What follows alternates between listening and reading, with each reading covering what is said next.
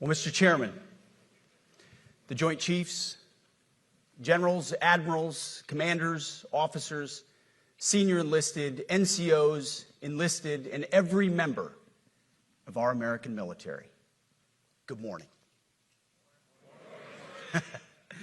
Good morning and welcome to the War Department, because the era of the Department of Defense is over. You see, the motto of my first platoon was, "Those who long for peace must prepare for war." This is, of course, not a new idea. This crowd knows that. The origin dates to the 4th century Rome and has been repeated ever since, including by our first commander-in-chief, George Washington, the first leader of the War Department. It captures a simple yet profound truth.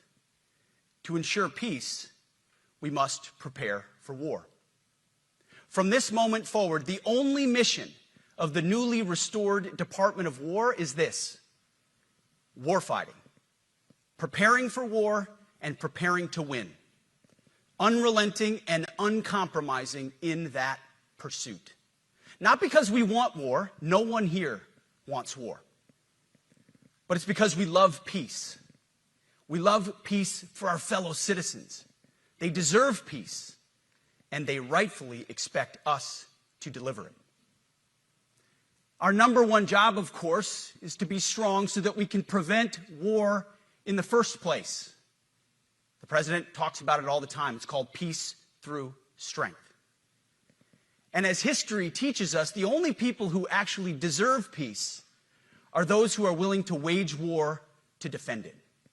That's why pacifism is so naive and dangerous. It ignores human nature and it ignores human history. Either you protect your people and your sovereignty, or you will be subservient to something or someone. It's a truth as old as time. And since waging war is so costly in blood and treasure, we owe our republic a military that will win any war we choose, or any war that is thrust upon us. Should our enemies choose foolishly to challenge us, they will be crushed by the violence, precision, and ferocity of the War Department. In other words, to our enemies, F-A-F-O. If necessary, our troops can translate that for you. Another way to put it is peace through strength, brought to you by the warrior ethos. And we are restoring both. As President Trump has said, and he's right, we have the strongest, most powerful, most lethal, and most prepared military on the planet. That is true, full stop. Nobody can touch us. It's not even close. This is true largely because of the historic investments that he made in his first term, and we will continue in this term. But it's also true because of the leaders in this room and the incredible troops that you all lead. But the world, and as the chairman mentioned, our enemies get a vote. You feel it, I feel it. This is a moment of urgency, mounting urgency. Enemies gather, threats grow. There is no time for games. We must be prepared. If we're going to prevent and avoid war, we must prepare now. We are the strength part of peace through strength. And either we're ready to win or we are not. You see, this urgent moment, of course, requires more troops, more munitions, more drones, more Patriots, more submarines, more B-21 bombers. It requires more innovation, more AI in everything and ahead of the curve. More cyber effects, more counter-UAS, more space, more speed. America is the strongest, but we need to get stronger and quickly. The time is now, and the cause is urgent. The moment requires restoring and refocusing our defense industrial base, our shipbuilding industry, and onshoring all critical components. It requires, as President Trump has done, getting our allies and partners to step up and share the burden. America cannot do everything. The free world requires allies with real hard power, real military leadership, and real military capabilities. The War Department is tackling and prioritizing all of these things. And I'll be giving a speech next month that will showcase the speed, innovation, and generational acquisition reforms we are undertaking urgently. Likewise, the nature of the threats we face in our hemisphere and in deterring China is another speech for another day, coming soon. This speech today, as I drink my coffee, this speech today is about people, and it's about culture.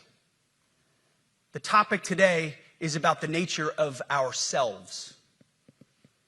Because no plan, no program, no reform, no formation will ultimately succeed unless we have the right people and the right culture at the War Department. If I've learned one core lesson in my 8 months in this job, it's that personnel is policy. Personnel is policy. The best way to take care of troops is to give them good leaders committed to the warfighting culture of the department. Not perfect leaders, good leaders. Competent, qualified, professional, agile, aggressive, innovative, risk-taking, apolitical, faithful to their oath and to the Constitution. Eugene Sledge, in his World War II memoir, wrote, quote, "War is brutish, inglorious, and a terrible waste. Combat leaves an indelible mark on those who are forced to endure it. The only redeeming factors are my comrades' incredible bravery and their devotion to each other." In combat, there are thousands of variables, as I learned in Iraq and Afghanistan, and as so many of you did in so many more places. Leaders can only control about 3 of them. You control how well you're trained, mostly how well you're equipped, and the last variable is how well you lead. After that, you're on your own. Our warfighters are entitled to be led by the best and most capable leaders. That is who we need you all to be. Even then, in combat, even if you do everything right, you may still lose people because the enemy always gets a vote.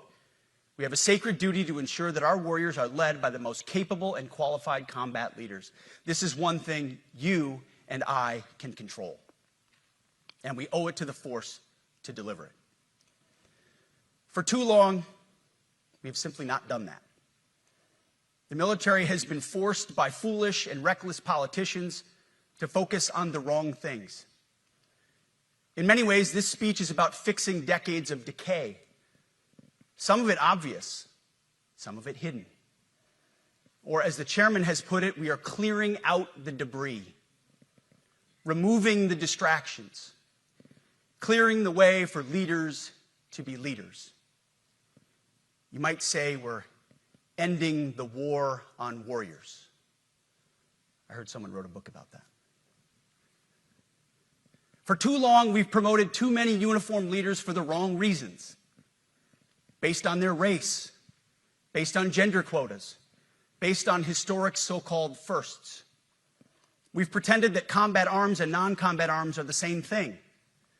We've weeded out so-called toxic leaders under the guise of double-blind psychology assessments, promoting risk-averse, go-along-to-get-along conformists instead. You name it, the department did it. Foolish and reckless political leaders set the wrong compass heading, and we lost our way. We became the woke department, but not anymore. Right now, I'm looking out at a sea of Americans who made a choice when they were young men and young women to do something most Americans will not, to serve something greater than yourselves, to fight for God and country, for freedom and the Constitution. You made a choice to serve when others did not, and I commend you. You are truly the best of America. But this does not mean, and this goes for all of us, that our path to this auditorium on this day was a straight line, or that the conditions of the formations we lead are where we want them to be. You love your country, and we love this uniform, which is why we must do better. We just have to be honest. We have to say with our mouths what we see with our eyes, to just tell it like it is in plain English, to point out the obvious things.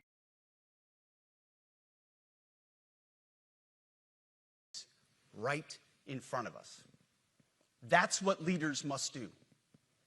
We cannot go another day without directly addressing the plank in our own eye, without addressing the problems in our own commands and in our own formations. This administration has done a great deal from day one to remove the social justice, politically correct, and toxic ideological garbage that had infected our department, to rip out the politics. No more identity months, DEI offices, dudes in dresses. No more climate change worship. No more division, distraction, or gender delusions. No more debris. As I've said before, and will say again, we are done with that shit. I've made it my mission to uproot the obvious distractions that made us less capable and less lethal. That said, the War Department requires the next step. Underneath the woke garbage is a deeper problem, and a more important problem that we are fixing and fixing fast. Common sense is back at the White House, so making the necessary changes is actually pretty straightforward. President Trump expects it. And the litmus test for these changes is pretty simple. Would I want my eldest son, who is 15 years old, eventually joining the types of formations that we are currently wielding? If in any way the answer to that is no, or even yes, but, then we're doing something wrong. Because my son is no more important than any other American citizen who dons the cloth of our nation. He is no more important than your son. All precious souls made in the image and likeness of God. Every parent deserves to know that their son or their daughter that joins our ranks is entering exactly the kind of unit that the Secretary of War would want his son to join. Think of it as the golden rule test. Jesus said, "Do unto others that which you would have done unto yourself." It's the ultimate simplifying test of truth. The new War Department golden rule is this: do unto your unit as you would have done unto your own child's unit. Would you want him serving with fat or unfit or undertrained troops? Or alongside people who can't meet basic standards? Or in a unit where standards were lowered so certain types of troops could make it in? In a unit where leaders were promoted for reasons other than merit, performance, and warfighting? The answer is not just no, it's hell no. This means at the War Department, first and foremost, we must restore a ruthless, dispassionate, and common sense application of standards. I don't want my son serving alongside troops who are out of shape, or in combat unit with females who can't meet the same combat arms physical standards as men, or troops who are not fully proficient on their assigned weapons, platform, or task, or under a leader who was the first but not the best. Standards must be uniform, gender neutral, and high. If not, they're not standards. They're just suggestions. Suggestions that get our sons and daughters killed. When it comes to combat arms units, and there are many different stripes across our joint force, the era of politically correct, overly sensitive, don't hurt anyone's feelings leadership ends right now. At every level, either you can meet the standard, either you can do the job, either you are disciplined, fit, and trained, or you are out. And that's why today, at my direction, and this is the first of 10 Department of War directives that are arriving at your commands as we speak and in your inbox. Today, at my direction, each service will ensure that every requirement for every combat MOS, for every designated combat arms position, returns to the highest male standard only. Because this job is life or death. Standards must be met. And not just met, at every level we should seek to exceed the standard, to push the envelope, to compete. It's common sense. and core to who we are and what we do. It should be in our DNA. Today, at my direction, we are also adding a combat field test for combat arms units that must be executable in any environment at any time and with combat equipment. These tests, they'll look familiar. They'll resemble the Army Expert Physical Fitness Assessment or the Marine Corps Combat Fitness Test. I'm also directing that warfighters in combat jobs execute their service fitness test at a gender-neutral, age-normed male standard scored above 70%. It all starts with physical fitness and appearance. If the Secretary of War can do regular, hard PT, so can every member of our joint force. Frankly, it's tiring to look out at combat formations, or really any formation, and see fat troops. Likewise, it's completely unacceptable to see fat generals and admirals in the halls of the Pentagon and leading commands around the country and the world. It's a bad look. It is bad, and it's not who we are. So whether you're an airborne ranger or a chairborne ranger, a brand new private or a 4-star general, you need to meet the height and weight standards and pass your PT test. And as the chairman said, yes, there is no PT test. But today, at my direction, every member of the joint force at every rank is required to take a PT test twice a year, as well as meet height and weight requirements twice a year, every year of service. Also today, at my direction, every warrior across our joint force is required to do PT every duty day. Should be common sense. I mean, most units do that already, but we're codifying it. And we're not talking like hot yoga and stretching. Real hard PT, either as a unit or as an individual. At every level, from the Joint Chiefs to everyone in this room to the youngest private, leaders set the standard. And so many of you do this already. Active, Guard, and Reserve. This also means grooming standards. No more beards, long hair, superficial individual expression. We're going to cut our hair, shave our beards, and adhere to standards. Because it's like the broken windows theory of policing. It's like when you let the small stuff go, the big stuff eventually goes.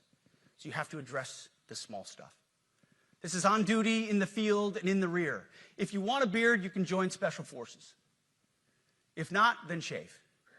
We don't have a military full of Nordic pagans.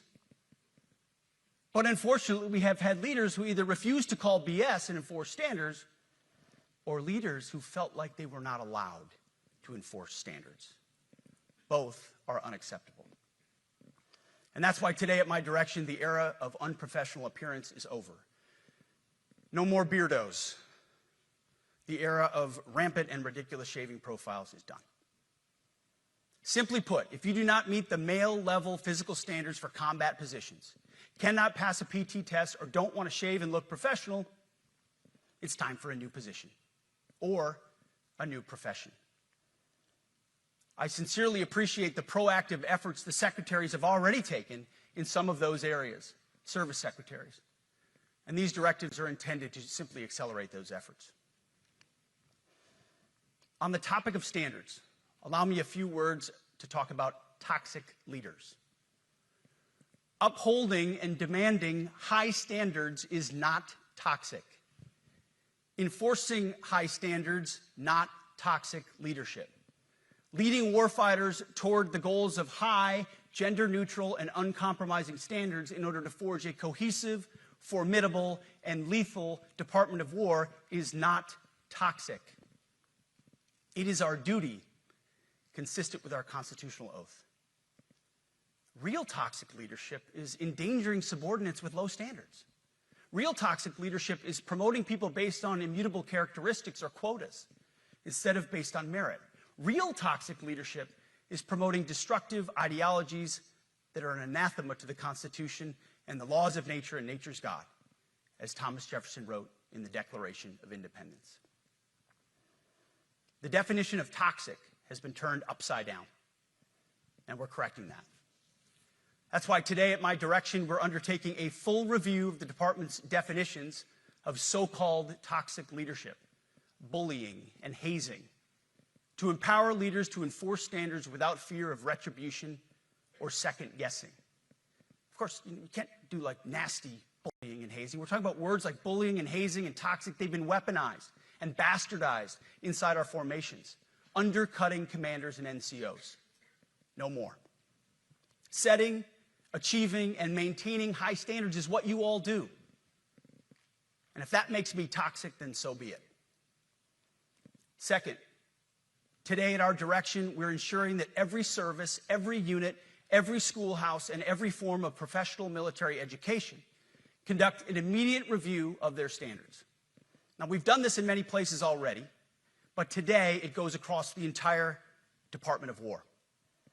Any place where tried and true physical standards were altered, especially since 2015 when combat arms standards were changed to ensure females could qualify, must be returned to their original standard. Other standards have been manipulated to hit racial quotas as well, which is just as unacceptable. This too must end. Merit only. The president talks about it all the time, merit-based. Here are two basic frameworks I urge you to pursue in this process.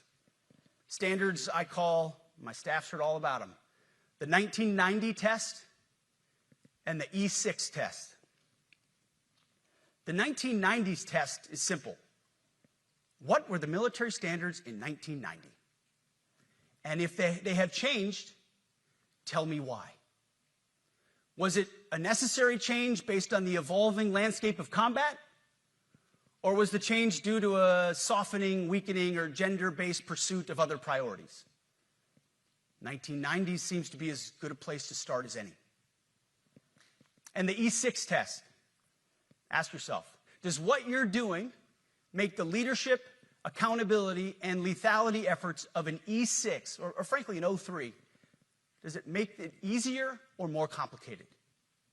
Does the change empower staff sergeants, petty officers, and tech sergeants to get back to basics? The answer should be a resounding yes. The E6 test, or 03 test, clarifies a lot, and it clarifies quickly. Because war does not care if you're a man or a woman. Neither does the enemy. Nor does the weight of your rucksack, the size of an artillery round, or the body weight of a casualty on the battlefield who must be carried. This, and I want to be very clear about this, this is not about preventing women from serving. We very much value the impact of female troops. Our female officers and NCOs are the absolute best in the world. But when it comes to any job that requires physical power to perform in combat, those physical standards must be high and gender neutral. If women can make it, excellent. If not, it is what it is. If that means no women qualify for some combat jobs, so be it. That is not the intent, but it could be the result, so be it. It will also mean that weak men won't qualify because we're not playing games. This is combat. This is life or death. As we all know, this is you versus an enemy hell-bent on killing you. To be an effective, lethal fighting force, you must trust that the warrior alongside you in battle is capable, truly physically capable of doing what is necessary under fire. You know this is the only standard you would want for your kids and for your grandkids. Apply the War Department Golden Rule, the 1990 test, and the E6 test, and it's really hard to go wrong. Third, we are attacking and ending the walking on eggshells and zero-defect command culture. A risk-averse culture means officers execute not to lose instead of to win. A risk-averse culture means NCOs are not empowered to enforce standards. Commanders and NCOs don't take necessary risks or make tough adjustments for fear of rocking the boat or making mistakes. A blemish-free record is what peacetime leaders covet the most, which is the worst of all incentives. We, as senior leaders, need to end the poisonous culture of risk aversion and empower our NCOs at all levels to enforce standards. Truth be told, for the most part, we don't need new standards. We just need to reestablish a culture where enforcing standards is possible. And that's why today at my direction, I'm issuing new policies that will overhaul the IG, EO, and MEO processes. I call it the No More Walking on Eggshells policy. We are liberating commanders and NCOs. We are liberating you. We are overhauling an Inspector General process, the IG, that has been weaponized, putting complainers, ideologues, and poor performers in the driver's seat. We're doing the same with the equal opportunity and military equal opportunity policies, the EO and MEO at our department. No more frivolous complaints, no more anonymous complaints, no more repeat complainants, no more smearing reputations, no more endless waiting, no more legal limbo, no more sidetracking careers, no more walking on eggshells. Of course, being a racist has been illegal in our formation since 1948. The same goes for sexual harassment. Both are wrong and illegal. Those kinds of infractions will be ruthlessly enforced. But telling someone to shave or get a haircut or to get in shape or to fix their uniform or to show up on time or to work hard, that's exactly the kind of discrimination we want. We are not civilians. You are not civilians. You are set apart for a distinct purpose. So we, as a department, need to stop acting and thinking like civilians and get back to basics and put the power back in the hands of commanders and NCOs. Commanders and NCOs who make life and death decisions. Commanders and NCOs who enforce standards and ensure readiness. Commanders and NCOs who in this War Department have to look in the mirror and have to pass the golden rule test. My kids, your kids, America's sons and daughters. So I urge you all here today and those watching, take this guidance and run with it. The core of this speech is the 10 directives we're announcing today. They were written for you, for Army leadership, for Navy leadership, for Marine Corps leadership, for Air Force leadership, Space Force leadership. These directives are designed to take the monkey off your back and put you, the leadership, back in the driver's seat. Move out with urgency because we have your back. I have your back. And the Commander-in-Chief has your back. And when we give you this guidance, we know mistakes will be made. It's the nature of leadership. But you should not pay for earnest mistakes for your entire career. And that's why today, at my direction, we're making changes to the retention of adverse information on personnel records that will allow leaders with forgivable, earnest, or minor infractions to not be encumbered by those infractions in perpetuity. People make honest mistakes, and our mistakes should not define an entire career. Otherwise, we only try not to make mistakes, and that's not the business we're in. We need risk takers and aggressive leaders and a culture that supports you.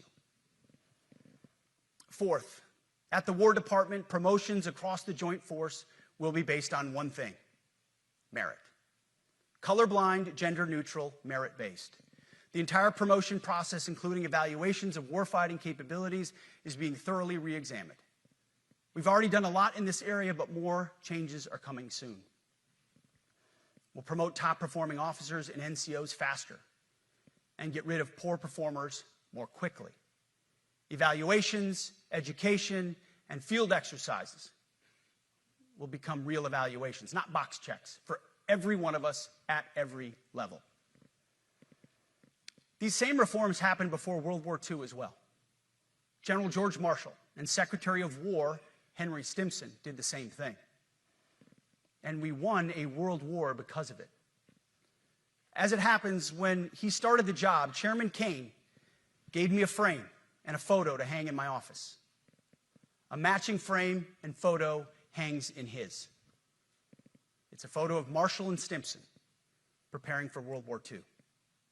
Those two leaders famously kept the door open between their offices for the entirety of the war.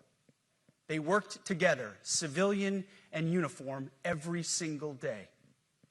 Chairman Kane and I do the same. There is no daylight between us. Our doors are always open. Our job together is to ensure our military is led by the very best, ready to answer the nation's call. as you have seen, and the media has obsessed over, I have fired a number of senior officers since taking over. The previous chairman, other members of the Joint Chiefs, combatant commanders, and other commanders. The rationale for me has been straightforward. It's nearly impossible to change a culture with the same people who helped create or even benefited from that culture, even if that culture was created by a previous president and previous secretary. My approach has been simple. When in doubt, assess the situation, follow your gut, and if it's the best for the military, make a change. We all serve at the pleasure of the president every single day. But in many ways, it's not their fault. It's not your fault. As foolish and reckless as the woke department was, those officers were following elected political leadership. An entire generation of generals and admirals were told that they must parrot the insane fallacy that, quote, our diversity is our strength. Of course, we know our unity is our strength. They had to put out dizzying DEI and LGBTQI+ statements. They were told females and males are the same thing, or that males who think they're females is totally normal. They were told that we need a green fleet and electric tanks. They were told to kick out Americans who refuse an emergency vaccine.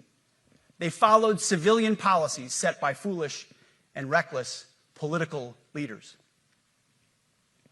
Our job, my job, has been to determine which leaders simply did what they must to answer the prerogatives of civilian leadership, and which leaders are truly invested in the woke department, and therefore incapable of embracing the War Department and executing new lawful orders. That's it. It's that simple. So for the past 8 months, we've gotten a good look under the hood of our officer corps. We've done our best to thoroughly assess the human terrain. We've had to make trade-offs and some difficult decisions. It's more of an art than a science. We have been and will continue to be judicious, but also expeditious. The new compass heading is clear. Out with the Shirellis, the Mackenzies, and the Millies, and in with the Stockdales, the Schwarzkopfs, and the Pattons.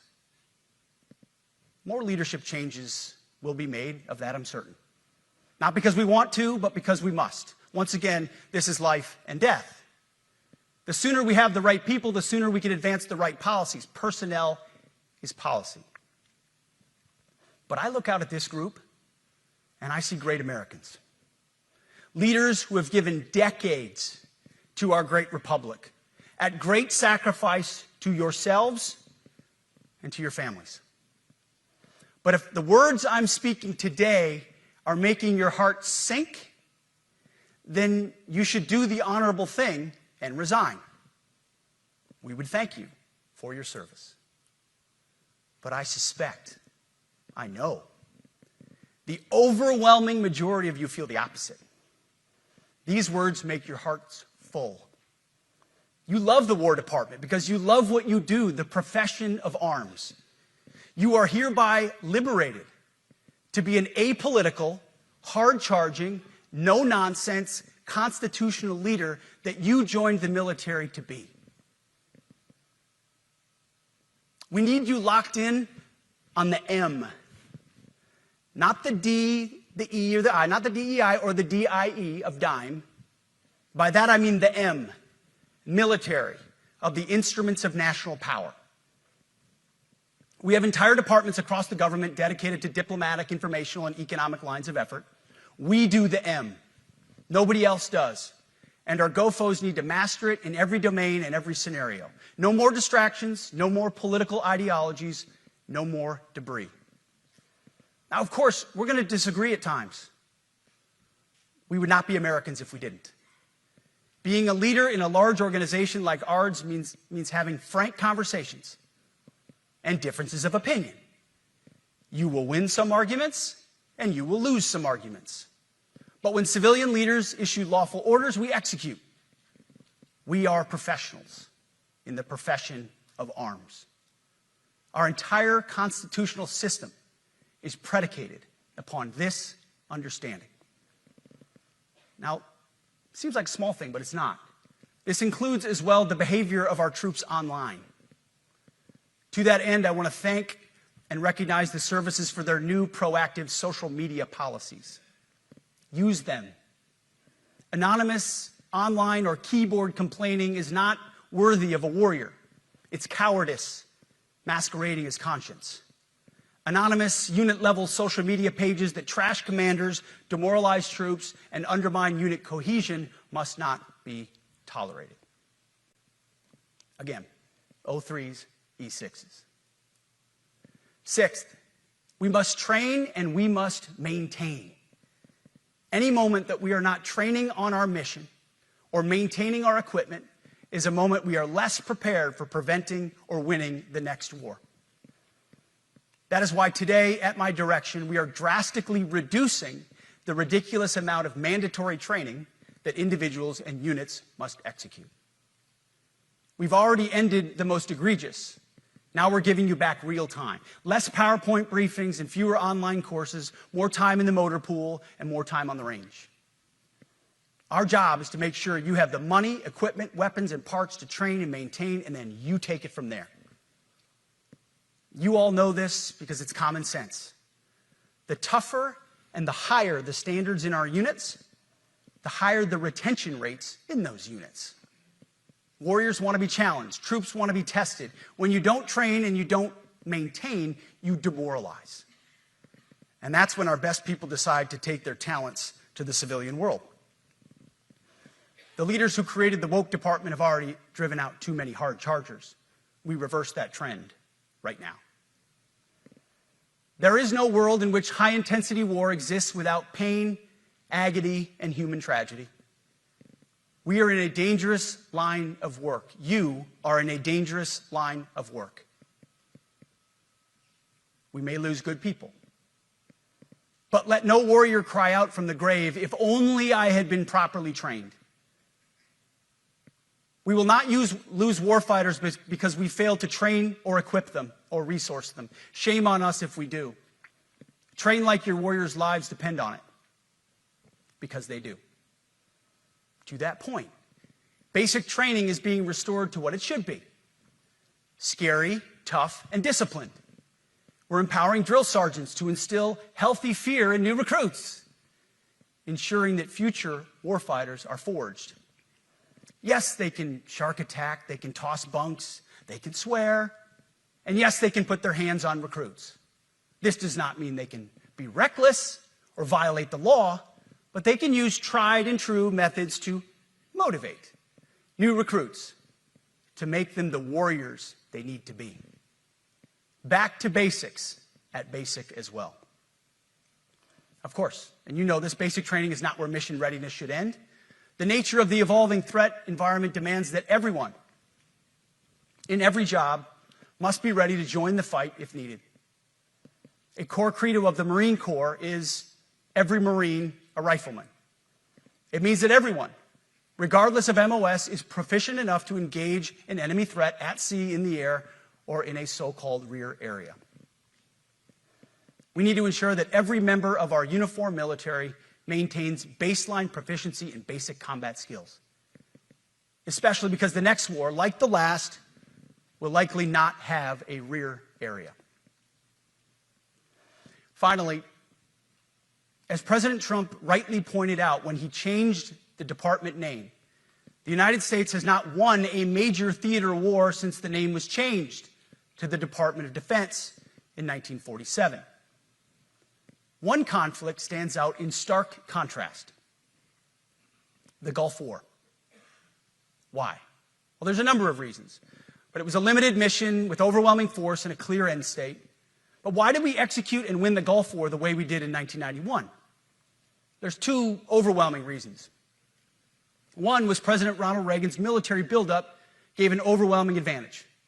And two, military and Pentagon leadership had previous formative battlefield experiences. The men who led this department during the Gulf War were mostly combat veterans of the Vietnam War. They said never again to mission creep.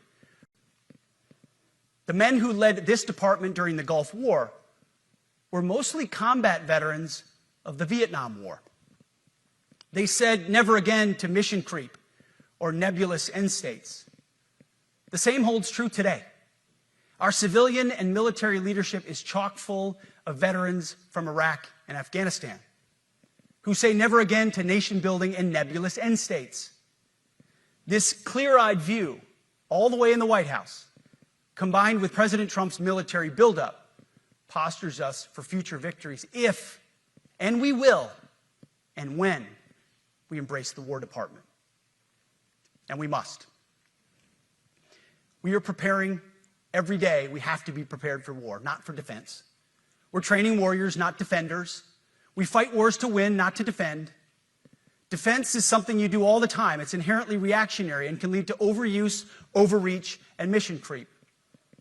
War is something you do sparingly, on our own terms, and with clear aims. We fight to win.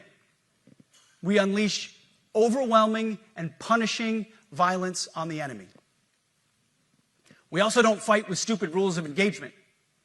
We untie the hands of our warfighters to intimidate, demoralize, hunt, and kill the enemies of our country. No more politically correct and overbearing rules of engagement. Just common sense, maximum lethality, and authority for warfighters. That's all I ever wanted as a platoon leader. And it's all my E6 squad leaders ever wanted, back to that E6 rule. We let our leaders fight their formations, and then we have their back. It's very simple, yet incredibly powerful. A few months ago, I was at the White House when President Trump announced his Liberation Day for America's trade policy. It was a landmark day. Well, today is another Liberation Day. The liberation of America's warriors, in name, in deed, and in authorities. You kill people and break things for a living. You are not politically correct and don't necessarily belong always in polite society. We are not an army of one. We are a joint force of millions of selfless Americans. We are warriors. We are purpose-built, not for fair weather, blue skies, or calm seas. We were built to load up in the back of helicopters, 5 tons, or Zodiacs, in the dead of night, in fair weather or foul, to go to dangerous places, to find those who would do our nation harm, and deliver justice on behalf of the American people in close and brutal combat if necessary. You are different. We fight not because we hate what's in front of us. We fight because we love what's behind us. You see, the Ivy League faculty lounges will never understand us, and that's okay, because they could never do what you do. The media will mischaracterize us, and that's okay, because deep down they know the reason they can do what they do is you. In this profession, you feel comfortable inside the violence so that our citizens can live peacefully. Lethality is our calling card, and victory our only acceptable end state. In closing, a few weeks ago, at our monthly Pentagon Christian prayer service, I recited a commander's prayer. It's a simple yet meaningful prayer for wisdom for commanders and leaders. I encourage you to look it up if you've never seen it. But the prayer, it ends like this. And most of all, Lord, please keep my soldiers safe. Lead them, guide them, protect them, watch over them. And as you gave all of yourself for me, help me give all of myself for them. And amen. I have prayed this prayer many times since I've had the privilege of being your secretary. And I will continue to pray this prayer for each of you as you command and lead our nation's finest. Go forth and do good things, hard things. President Trump has your back, and so do I. And you'll hear from him shortly. Move out and draw fire, because we are the War Department. Godspeed. Room, attention.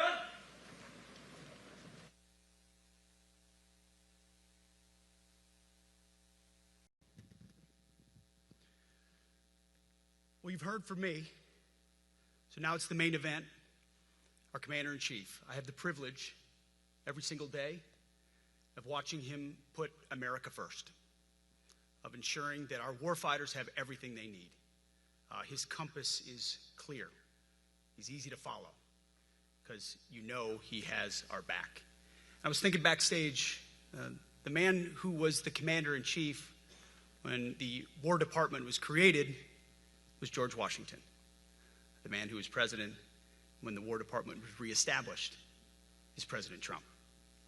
And when he found out about this gathering of senior leaders, he said, I would be honored to come in order to address and thank the incredible Americans who defend our nation. He has a heart full of gratitude and love for what you do, and we get a chance to see it every day. And I'm honored that this morning you all firsthand get to see it as well.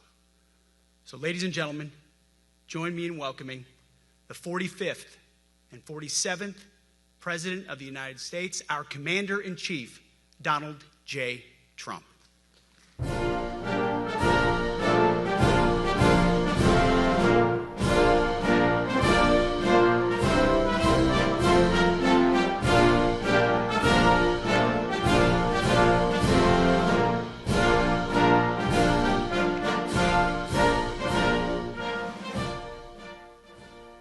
Thank you very much, Pete.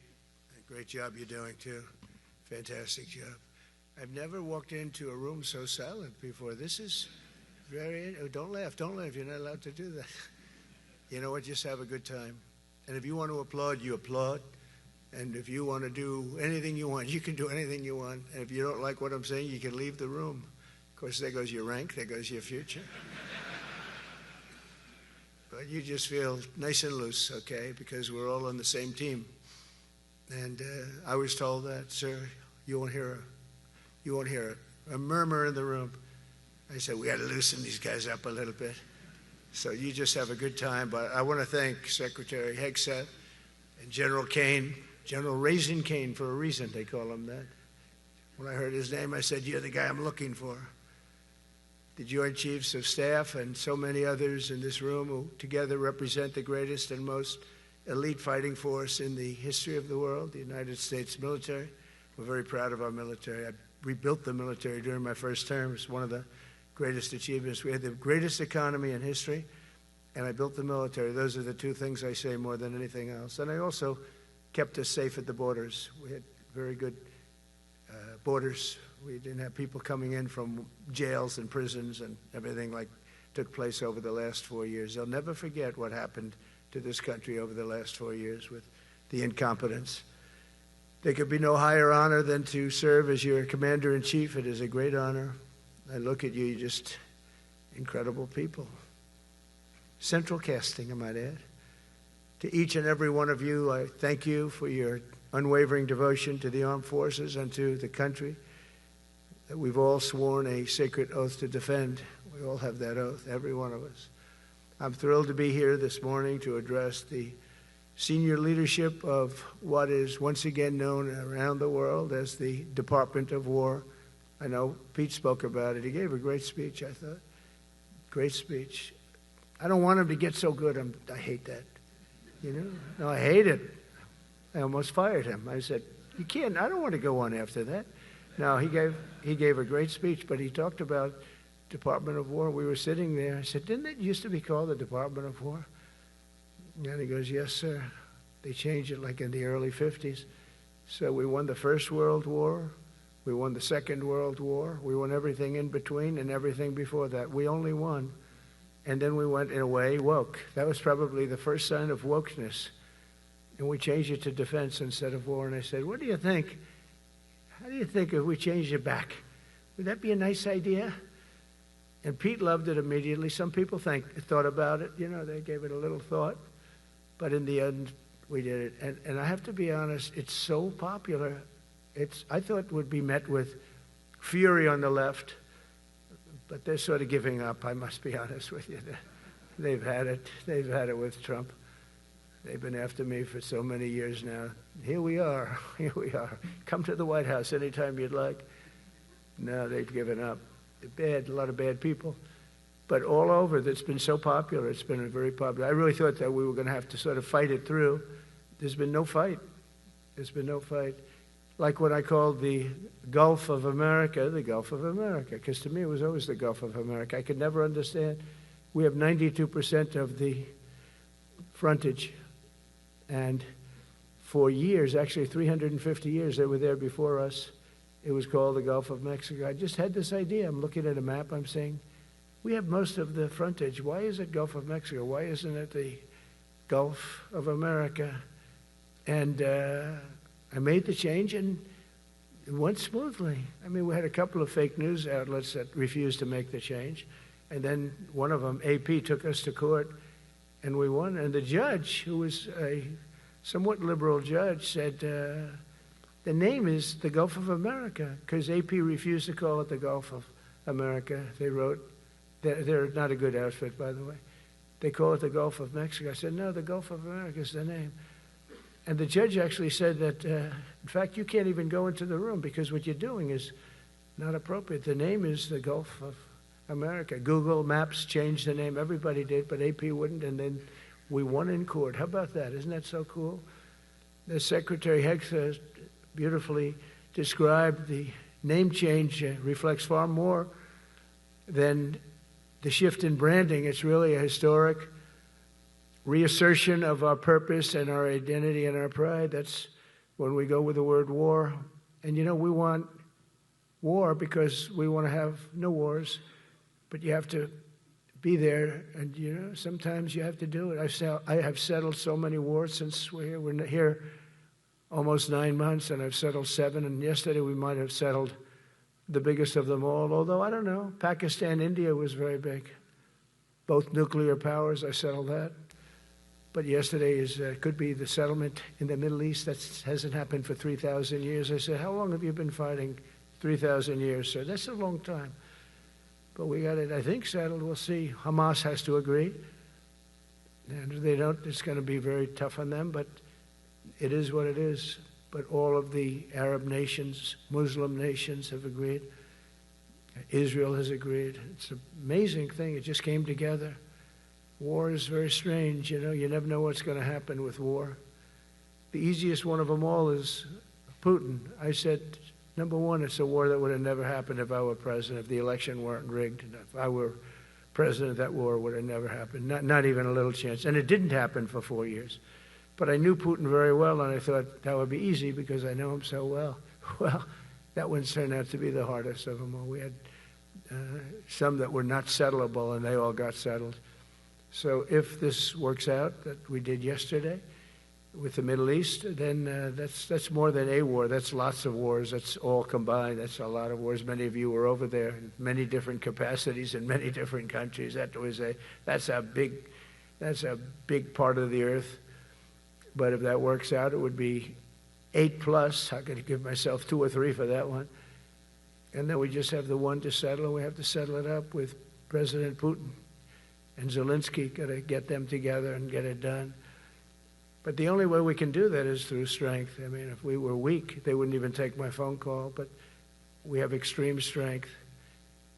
We had the horror show in Afghanistan, which is really the reason I think that Putin went in. He saw that horror show by Biden and his team of incompetent people.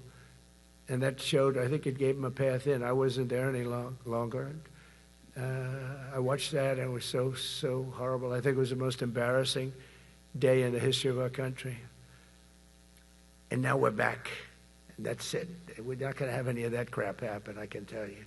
That was terrible, so terrible. Together we're reawakening the warrior spirit, and this is a spirit that won and built this nation, and from the cavalry that tamed the Great Plains to the ferocious, unyielding power of Patton Bradley and the great General Douglas MacArthur. These are all great men.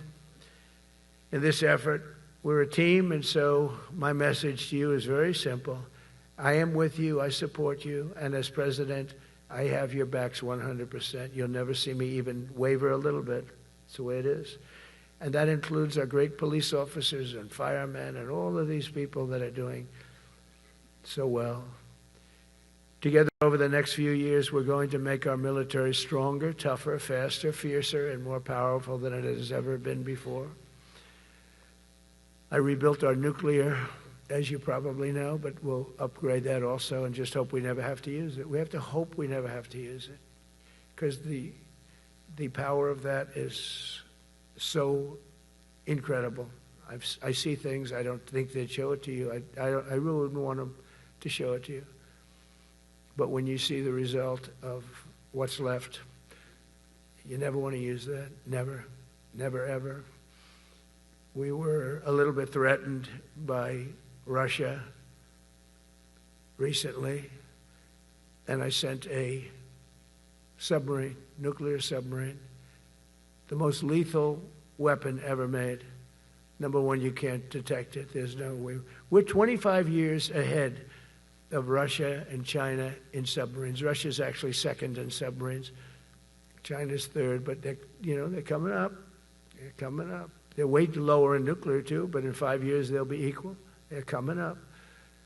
And you don't have to be that good with nuclear. You could have 1/20th what you have now and still do the damage that would be, that'd be so horrendous.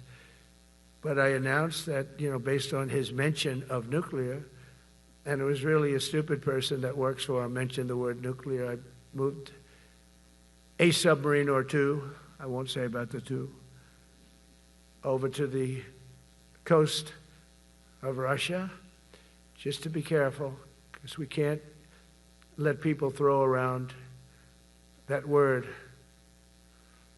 I call it the N-word. There are two N-words, and you can't use either of them. You can't use either of them. And frankly, if it does get to use, we have more than anybody else. We have better, we have newer, but it's something we don't ever want to even have to think about. But when somebody mentions it, that submarine started immediately thereafter. And it's just lurking, but I'm sure we're not going to have to use it. But it's an amazing, it's undetectable, totally. Ours is, theirs isn't. Theirs are totally detectable. We can detect them easily. We go right to the spot. But we have genius apparatus that doesn't allow detection. It doesn't allow detection at all by anybody above water or below water. It's incredible. We're way ahead of everybody in that and other things. As a result of the exciting renewal of the spirit of our armed forces, and that's what it is. It's really reaching that spirit, unprecedented heights. Over the past 8 months, new enlistments, I'm so proud of this, have surged to record highs, the highest we've ever had. And we used to have recruiting shortages. If you remember, about a year and a half ago, I was at the beginning stage of a campaign, and things came out that you couldn't get people to join the armed forces. And by the way, the police also. Fire department. I always put the fire department in because they're great. They're great. And I got 95% of their vote, too. That helps. When you get 95% of their vote, you always have to mention them. But they're great. And they're brave in our inner cities, which we're going to be talking about, because it's a big part of war now. It's a big part of war. But the firemen go up in ladders, and you have people shooting at them while they're up in ladders. I don't even know if anybody heard that. And I said, don't talk about it much, but I think you have to. Our firemen are incredible. They're up in one of these ladders that goes way up to the sky, rescuing people, and you have animals shooting at them, shooting bullets at firemen that are way up in death territory. You fall off that ladder, it's over. It's over. They don't even have to inspect you when you hit the ground. And you have people shooting bullets at them in some of these inner cities. We're not going to let that happen. So I always mention the firemen because that's actually a big problem we have. They are unbelievable. Like you, they're unbelievable people. For the first time on record in 2025, the Navy, Air Force, and Space Force all met or surpassed their recruiting goals 3 months early. That never happened before. And the Army did even better. Congratulations, Army.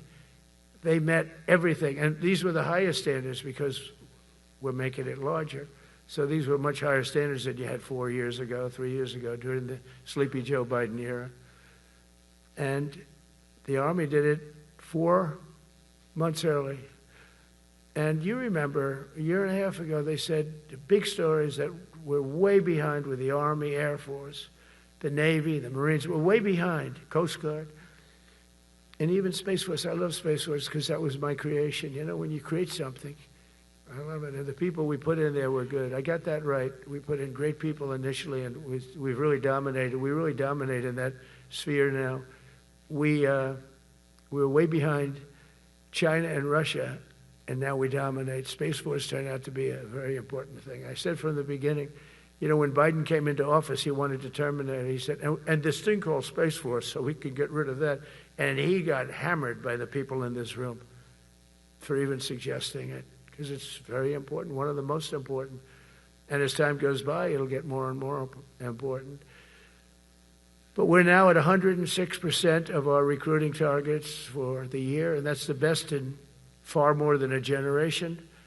And for the Marines, morale is so strong that the Marine Corps will meet its 2026 retention targets before the end of October, which never happens. And that's the earliest it's ever happened in the history of our country. And it makes you feel good, you know. I felt guilty. I'd go make a speech in front of never people like you. You are the leaders. But people, soldiers. And I felt embarrassed because there'd be stories about, you know, we couldn't fill up our Army, Navy, Air Force. We couldn't fill them up. And it was headlines. It was during Biden's 4 years. The auto pen. I call them the auto pen. It's, how would you like to have your thing signed by an auto pen? You know, when I have a general and I have to sign for a general because we have beautiful paper, the gorgeous paper, I said throw a little more gold on it. They deserve it. I want the A paper, not the D paper. We used to sign a piece of garbage. I said, this man's going to be a general, right? Yeah. I don't want to use this. I want to use the big, beautiful, firm paper. I want to use the real gold writing when you talk about the position, and they're beautiful. And, but how would you like to have that where some kid sitting in the back office is having it signed with an auto pen? I thought about it, and I thought about you people first, admirals, generals. I said, somebody works his whole life. He gets into maybe the academies or wherever, but however you got there, and you go through years of work, and now you become an admiral or a general or whatever. And when you do, the President of the United States signs your commission, as you know, and that commission is beautifully displayed. And I sign it. Actually, I love my signature. I really do. Everyone loves my signature. But I signed it very proudly, and I always think to myself, how can you have an auto pen sign this? It's just so disrespectful. To me, it's just totally disrespectful. And it turned out that almost everything he did was signed by auto pen, except for when he gave his son, Hunter, pardon. He signed that one. And that's actually the worst signature I've ever seen. That was the bad. The auto pen looks much better. But as leaders, our commitment to every patriot who put on the uniform is to ensure that American military remains the most lethal and dominant on the planet, not merely for a few years, but for the decades and generations to come, for centuries. We must be so strong that no nation will dare challenge us, so powerful that no enemy will dare threaten us, and so capable that no adversary can even think about beating us. And we've had it recently. I had India and Pakistan were going at it, and I called them both. And in this case, I used trade. I'm not going to trade with you. Used to 2 nuclear nations, big nuclear. And no, you cannot do that. I said, yes, I can. You go into this frickin' war that I'm hearing about. You know, actually, they just shot down 7 planes. 7 planes. It was starting. There's a lot of bad blood. And I said, you do this, there's not going to be any trade. And I stopped the war. It was raging for 4 days, but that was just the beginning. And we stopped it. It was a great thing. And the Prime Minister of Pakistan was here, along with the field marshal, who's a very important guy in Pakistan, and he was here 3 days ago. And I didn't even realize it as beautiful as he said it, but he said that to a group of people that were with us, 2 generals, but a group, he said, this man saved millions of lives because he saved the war from going on, and that war was going to get very bad, very, very bad. President Trump saved millions and millions of lives. That was a bad war. And I was very honored. I loved the way he said it. Susie Wiles was there. She said that was the most beautiful thing. But we saved a lot of them. Saved a lot of them. Even in Africa, we saved the Congo with Rwanda. They've been fighting for 31 years, 10 million people dead. I got that one done. And very proud of it. So if this works out, we'll have 8. 8 in 8 months. That's pretty good. Nobody's ever done that. Will you get the Nobel Prize? Absolutely not. They'll give it to some guy that didn't do a damn thing. They'll give it to a guy that wrote a book about the mind of Donald Trump and what it took to solve the wars. And he'll get the Nobel Prize will go to a writer. No, but well, let's see what happens. But it's be a big insult to our country. I will tell you that. I don't want it. I want the country to get it. It should get it because there's never been anything like it. Think of it. So if this happens, I think it will. I don't say that lightly because I know more about deals than anybody. This is what my whole life was based on. And they can change, and this can certainly change.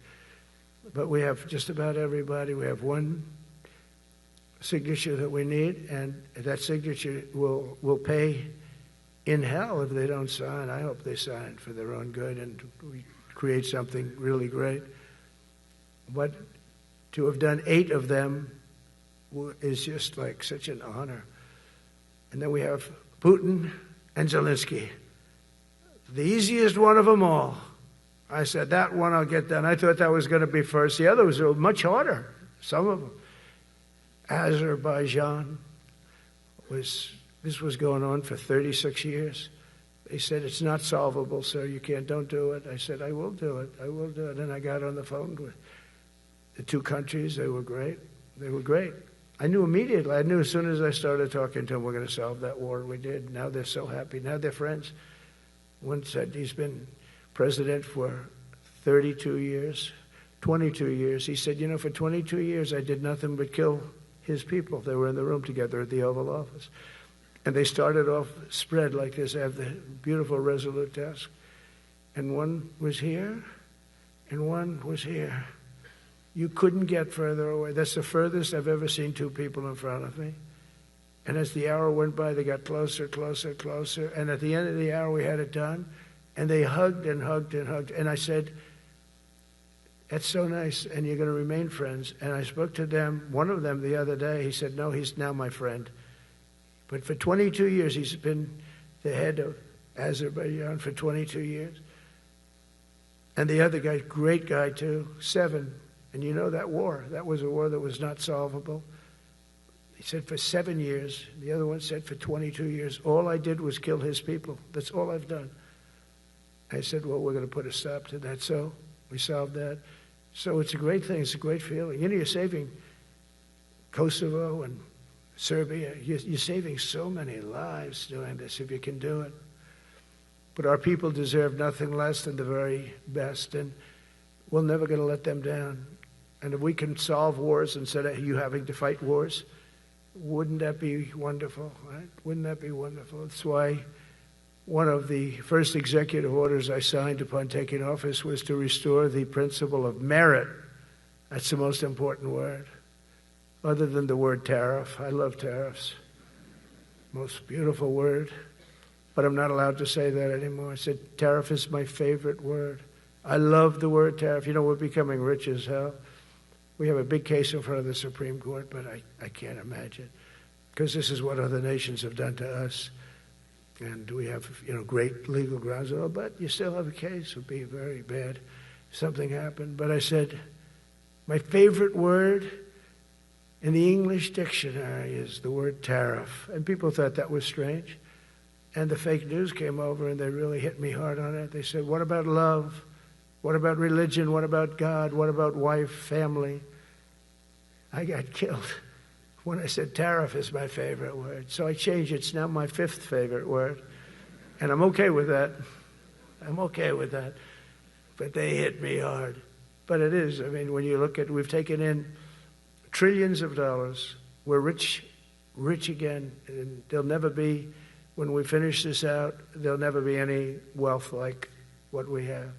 Other countries were taking advantage of us for years and years. You know that better than anybody. And now we're treating them fairly. But the money coming in is, we've never seen anything like it. The other day they had $31 billion that they found, $31 billion. So we found $31 billion and we're not sure from where it came. A gentleman came in, a financial guy. I said, well, what does that mean? He said, we don't know where it came. I said, check the tariff shelf. No, sir, the tariffs haven't started in that sector yet. I said, yes, they have. They started 7 weeks ago. Check it. Comes back 20 minutes later. Sir, you're right. It came from tariffs. $31 billion. That's enough to buy a lot of battleships, Admiral, to use an old term. I think we should maybe start thinking about battleships, by the way. You know, we have a Secretary of the Navy came to me, because I look at the Iowa out in California, and I look at different ships, the old pictures. I used to watch Victory at Sea. I love Victory at Sea. Look at these admirals. It's got to be your all-time in black and white. And I look at those ships. They came with the destroyers alongside of them, and man, nothing was going to stop. They were 20 deep, and they were in a straight line, and there was nothing going to stop them. And we actually talk about, you know, those ships. Some people would say, no, that's old technology. I don't know. I don't think it's old technology when you look at those guns. But it's something we're actually considering, the concept of battleship. Nice 6-inch side, solid steel, not aluminum that melts if it looks at a missile coming at it. It starts melting as the missile's about 2 miles away. Now, those ships, they don't make them that way anymore, but you look at it, and your secretary likes it, and I'm sort of open to it. And bullets are a lot less expensive than missiles, a lot of reasons. I should take a vote, but I'm afraid to take that vote because I may get voted out on that one. But I tell you, it's something we're seriously considering.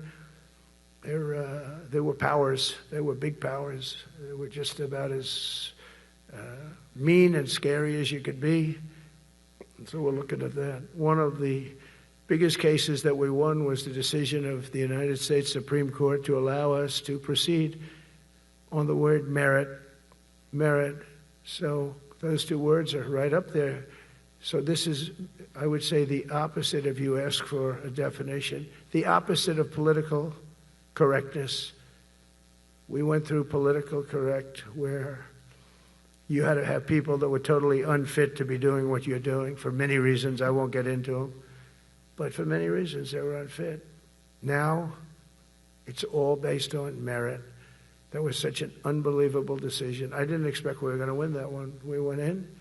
We said we needed it. We went in for colleges, you know, where kids with a C average are getting into the best colleges, and the kids with A averages won't get in. And kids with the highest boards and the highest marks and the best marks couldn't get into the best schools. And people that had not good boards and not very good marks, I mean, okay, but nothing special, they were getting into our best colleges. I said, this is just crazy. You can't run a country like this.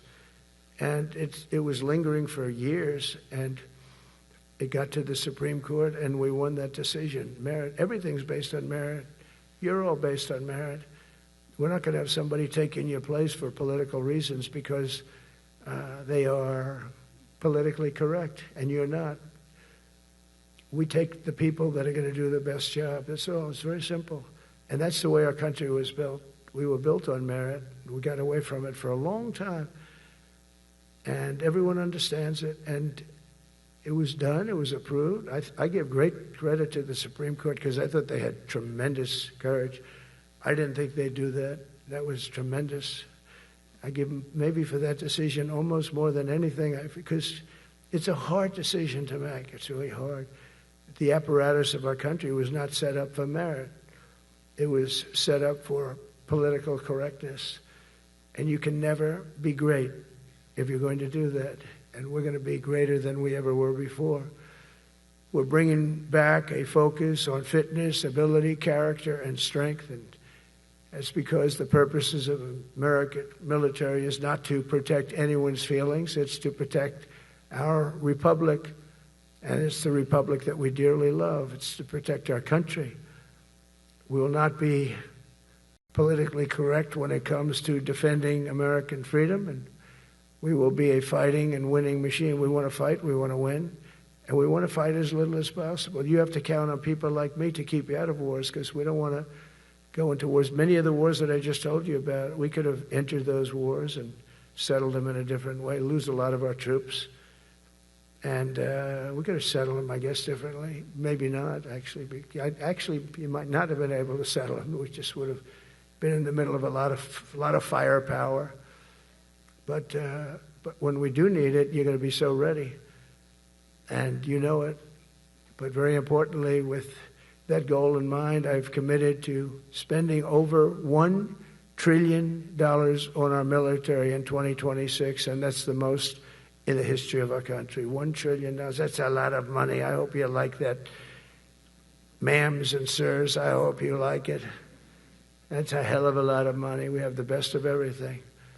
Every branch is seeing major investments, and as I announced in the Oval Office in March, we are rapidly moving forward with the first ever 6th generation fighter jet. I didn't name it.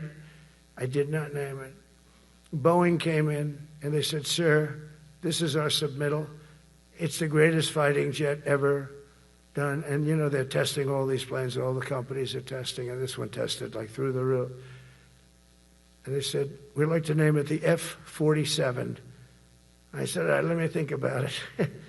Then after thinking for about 2 seconds, I said, "Okay." You know what that means, 47. I'm 47. So I'm 45, 46, and 47, yeah, if you think about it.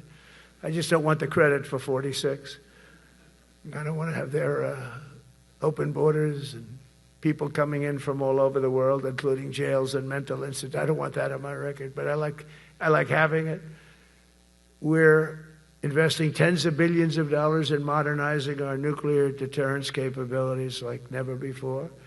And we've begun construction on what we call the Golden Dome missile defense shield. It'll be the most sophisticated in the world. You watched it do well until they had some problems at the end with a little bit of a lack of ammunition, defensive ammunition, but they've got that taken care of. But I tell you, it's what we're doing is so good, and we deserve it. You know, we help other countries with it. We don't have it ourselves. And Canada called me a couple of weeks ago. They want to be part of it. To which I said, "Well, why don't you just join our country? You become 51, become the 51st state, and you get it for free." So I don't know if that made a big impact, but it does make a lot of sense. It actually makes, because they're having a hard time up there in Canada now, because as you know, with tariffs, everyone's coming into our country. We have more investment than we've ever had before, $17 trillion coming in. As an example, in 4 years, Biden didn't have $1 trillion. We have $17 trillion more than that in 8 months coming in. And they're coming in from Canada, Mexico, from Europe, from all over. AI, auto plants. Everybody's coming back to the United States. Under my budget, we will be expanding the U.S. Navy by at least 19 ships next year, including submarines, destroyers, assault ships, and more. And it's going to be much more than that as we go along, because we basically don't build ships anymore. We do build submarines, but we don't build ships. Do you know in the Second World War, they were freighters and different types, but we were doing a ship a day, and now we don't do ships. And I'm not a fan of some of the ships you do. I'm a very aesthetic person, and I don't like some of the ships you're doing aesthetically. They say, "Oh, it's stealth." I say, "That's not stealth. An ugly ship is not necessary in order to say you're stealth."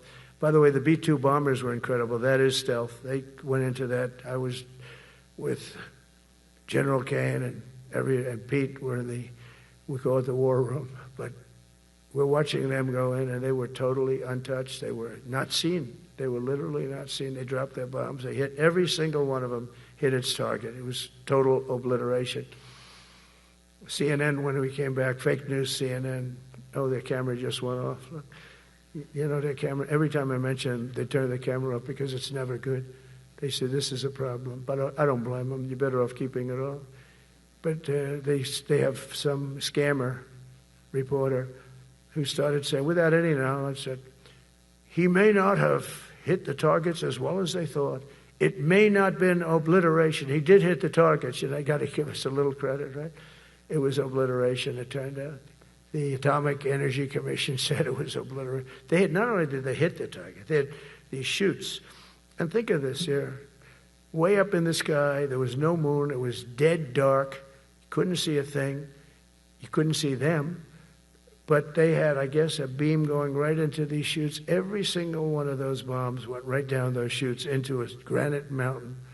I think it's the last time they're going to build air chutes. They had these air chutes that were nice, beautiful. They were meant for us. But it was total obliteration. And now they give us credit for that. But these people were phenomenal. I tell you, for the Air Force people here, you can be very proud. That B-2, we just ordered a lot of new ones and updated ones, but I'd take the other ones. Let me tell you, they couldn't have worked any better. So they flew for 37 hours total, back and forth, no stops, no nothing. We had 52 tankers loading them up. And that's a job I wouldn't necessarily want too much, flying a tanker, loaded up with hundreds of thousands of gallons of fuel. I don't know if I'd do that job. I asked the question, what happens if it gets hit? Sir, you don't want to know about that, right? I don't want to know about that. But those guys, they just hear us. They're incredible. I had them all to the Oval Office. We had the B-2 pilots and a lot of the people, even the people that took care of them, the maintenance people, just as important. We had them all to the White House, gave them a big party on the lawn, brought some of them into the Oval Office. But on top of all this, we'll deliver a hard-earned pay raise of 3.8% to every soldier, sailor, airman, Coast Guardsman, Space Guardman, and Marine, something you weren't getting from the past administration. They did not treat you with respect. They're Democrats. They never do. Not only are we rebuilding our great strength, but for the first time in years, my administration is actually using that strength to defend the core and vital interests of America. And very simply, we are putting America first. And I have since I've been elected. I've always put America first. It's sort of simple, you know, when you think. My campaign was run on common sense, and we did great. We got the highest numbers ever received in terms of districts. You know, they have it broken up, 2,500 versus 525. We won every swing state. We won the popular vote. We won everything. We won everything. You have to take a look at the map. It's almost entirely red, except there's a little blue line on each coast, and I think that's going to disappear too. We did really great, and part of it is because of our success with the military, the rebuilding of the military, the vote that I got from the military, and they're vicious people, you know, that we have to fight, just like you have to fight vicious people.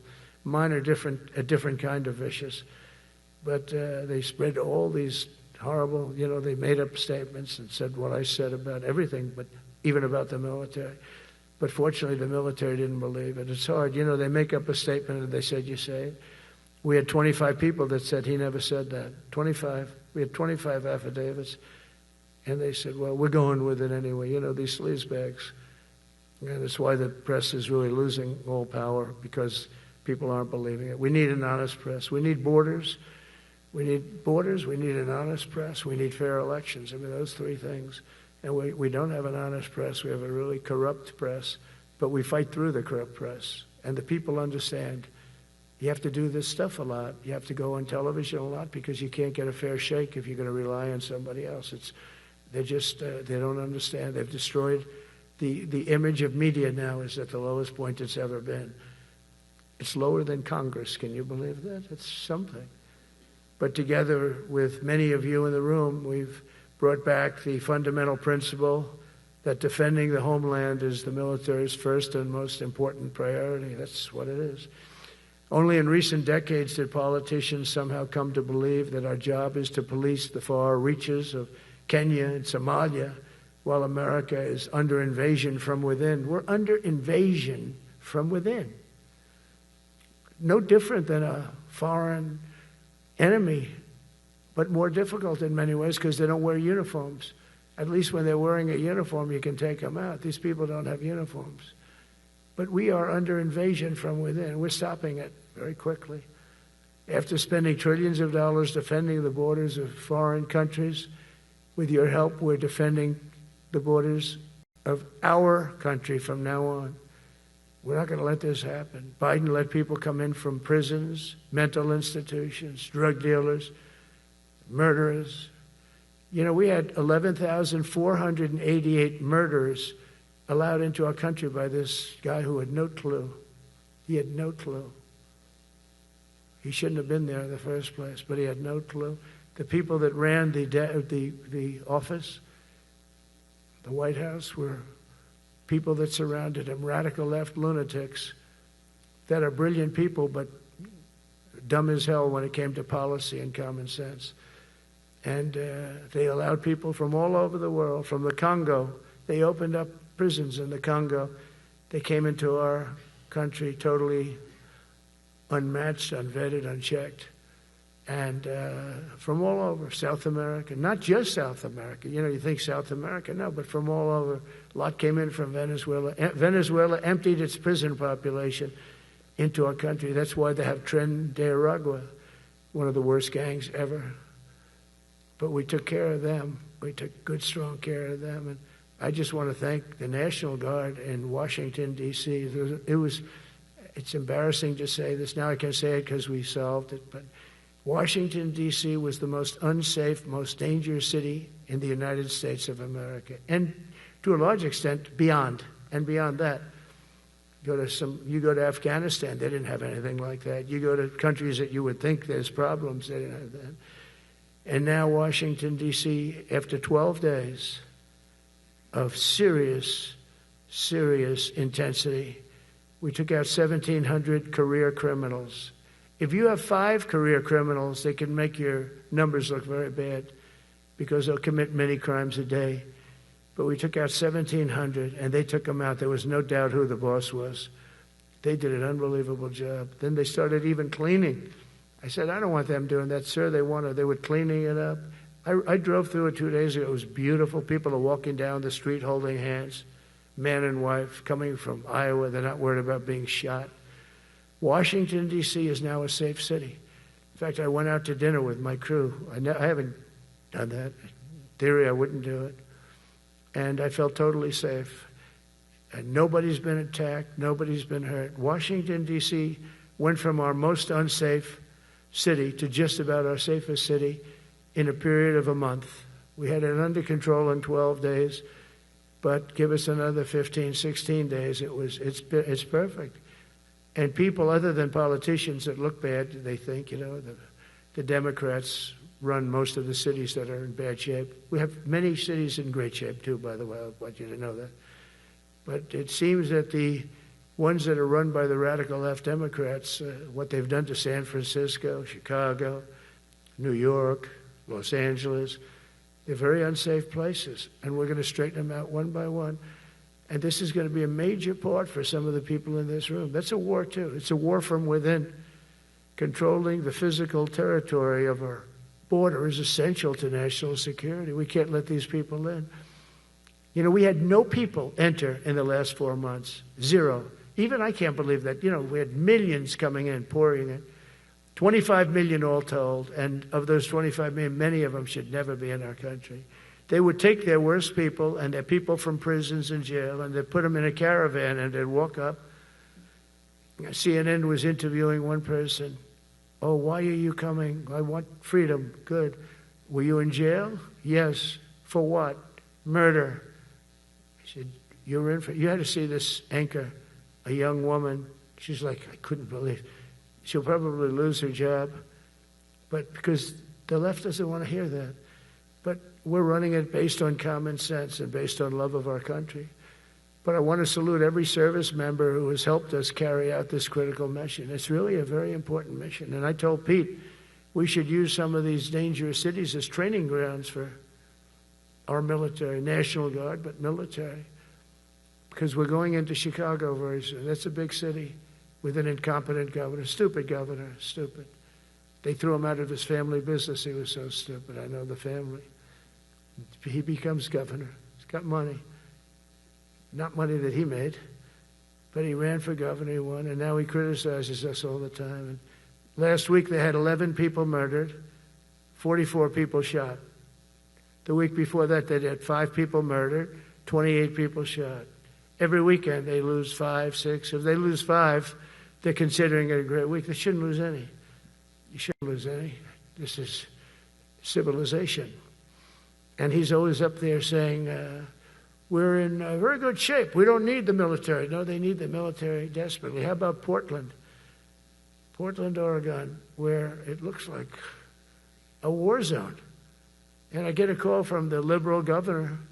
Sir, please don't come in. We don't need you. I said, well, unless they're playing false tapes, this looked like World War II. Your place is burning down. I mean, you must be kidding. Sir, we have it under control. I said, you don't have it under control, Governor, but I'll check it, and I'll call you back. I called her back. I said, this place is a nightmare. It's certainly not the biggest, but it's one of the worst. It's brutal. They go after our ICE people, who are great patriots and tough job too, but they love it. They love it because they're cleaning up our country. And so you look at some of the things where they took over parts of Seattle. They actually took over a big percentage of Seattle. Think of that. You remember that. That was a while ago. And I sent in the troops, and they were gone. As soon as I sent them in, when we send in the troops, if you have a real leader that says you got to do what you have to do, I put that out the other day. You got to do what you got to do, because we don't want our people hurt as they stand by. I was watching during Biden, there were troops standing up like this, brave, standing up at attention, the way I should stand all the time. And I'm like this, and people are standing, and their mouth is this far away from their mouth, and they're spitting at them, and they're screaming at them. And that soldier standing there, he wants to knock the hell out of the person, but he's not allowed to do anything. So they just stand there, and they get abused, and a woman was this far away from his face, and she starts spitting in his face, and he's not allowed to do anything. If it's okay with you, generals and admirals, I've taken that off. I say, they spit, we hit. Is that okay? I think so. They spit, it's a new thing. They spit, we hit. How about the cars, where the cars are coming out? They get brand new cars, Border Patrol, ICE, beautiful, nice new cars. And they're driving along, and they have to go through a gauntlet of rocks being thrown at the car. So here's this beautiful brand new car. By the time it goes 100 yards, it's destroyed. These guys have pretty good arms, some of them. And they're throwing bricks at full force into the window and into the car. It looks like it's a war zone. And I said, never let that happen again. From now on, if that ever happens, and I say it here, you get out of that car and you can do whatever the hell you want to do. Because those people are you can die from that. Those bricks go through the windows. You can die. They'd like it to. They'd like it to go through the window. But this was a couple of months ago. They just kept driving, and bricks are hitting the car. And I said, why aren't they stopping?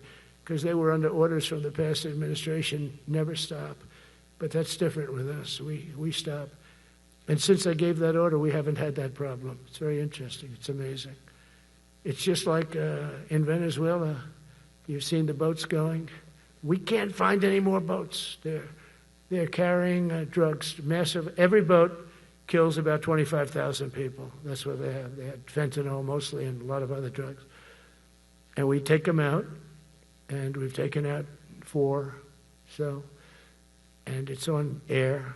Everybody gets to see it. Not that we like to do that, but every boat kills 25,000 on average, 20. Some people say more. You see these boats, they're stacked up with bags of white powder. That's mostly fentanyl and other drugs too.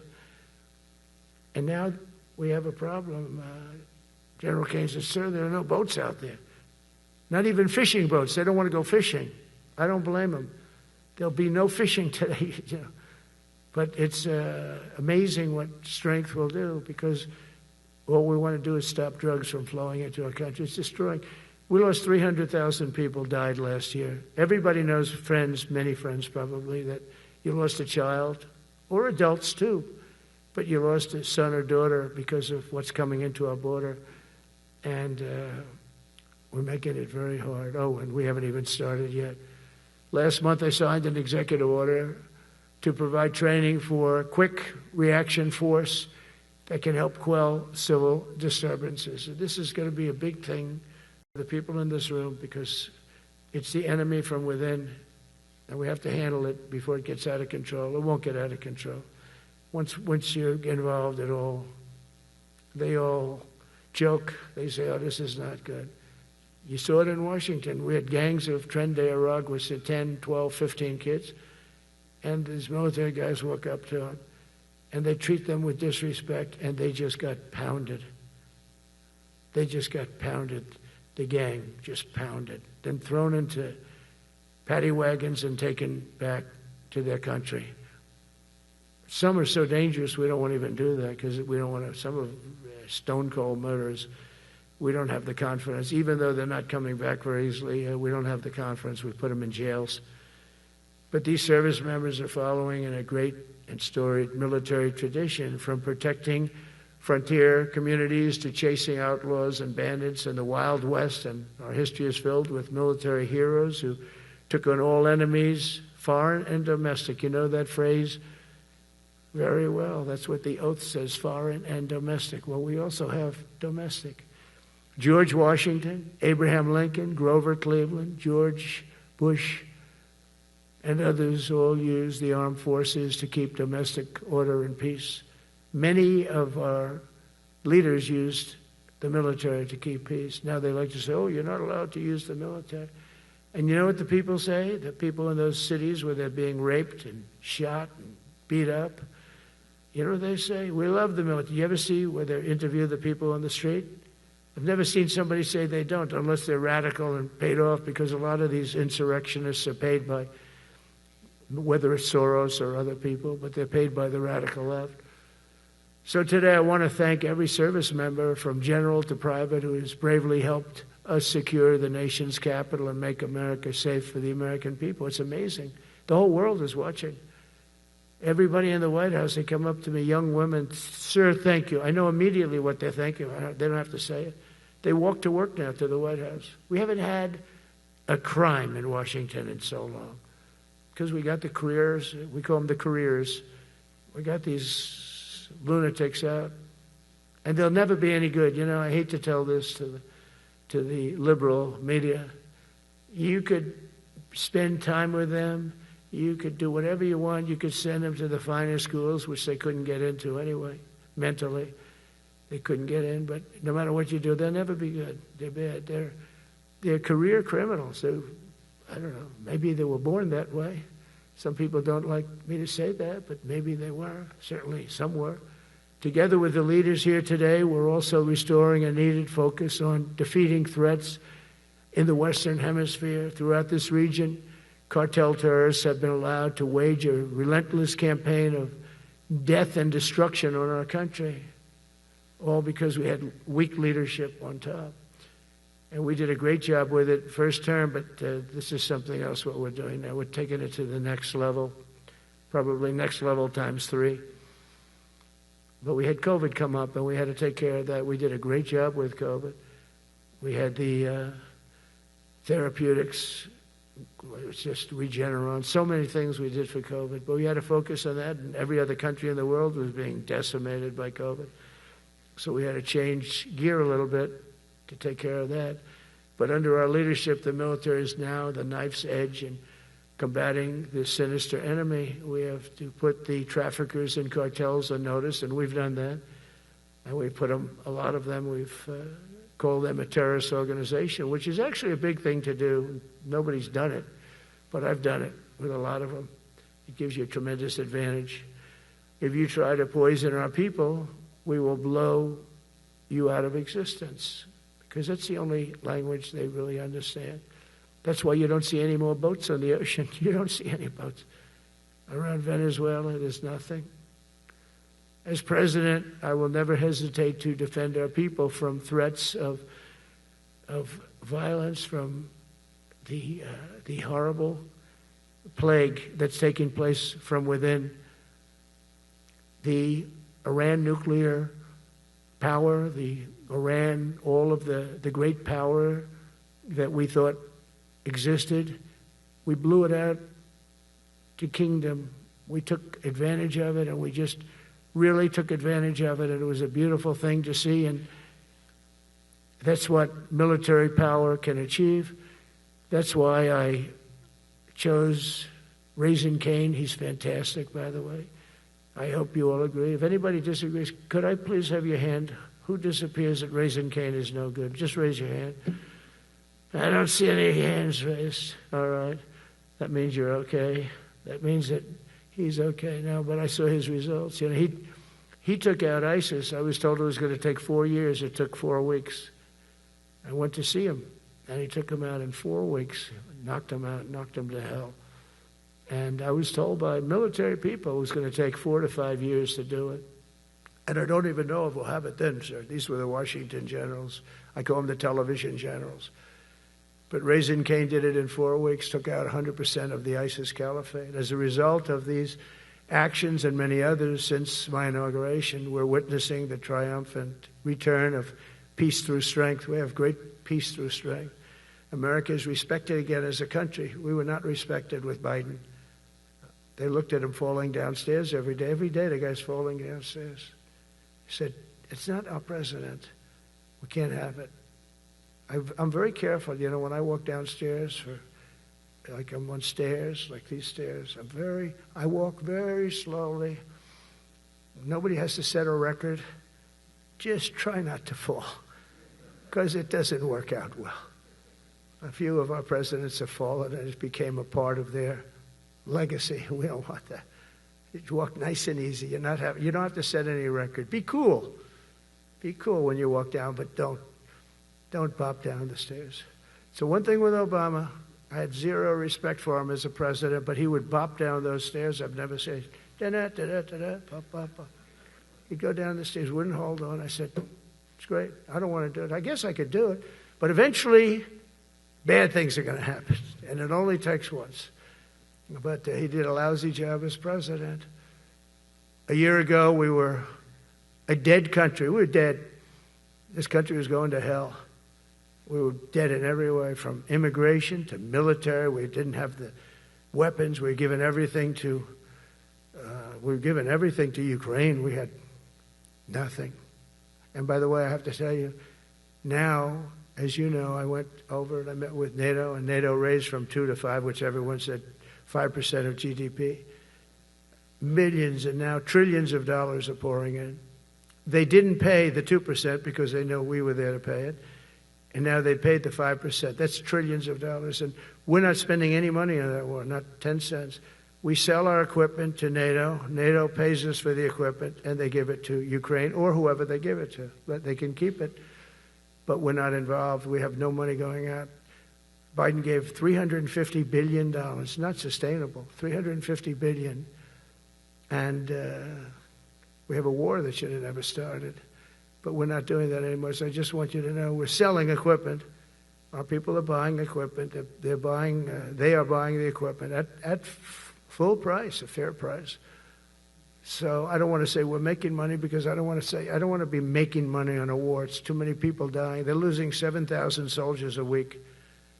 A lot of them are Russian soldiers, but between the two countries, mostly soldiers, by the way. Sometimes, you know, in Kiev, they'll lob a missile in, or some drones in, kill some people. But mostly it's soldiers. Russia and Ukraine are losing 7,000 souls. And, you know, they're not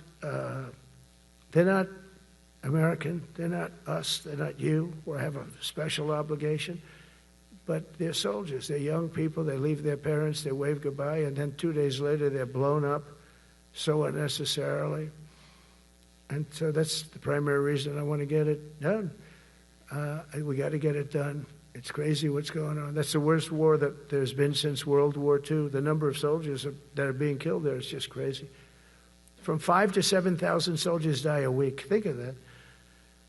So I think we'll get that done. But that's turned out to be the toughest one. I'm so disappointed in President Putin. I thought he would get this thing over with.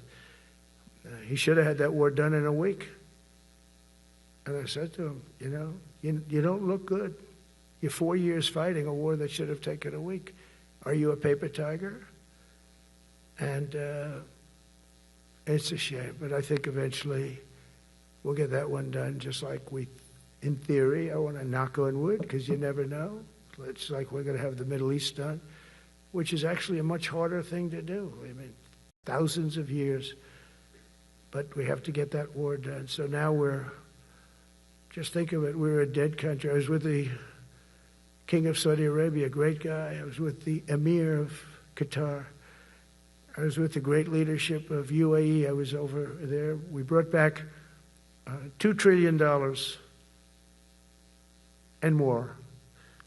They ordered 200 planes, Boeings. They ordered so much, and they were great. But they all said essentially the same thing. They said, 1 year ago, you were a dead country, and now you're the hottest country anywhere in the world. We're the hottest country in the world right now.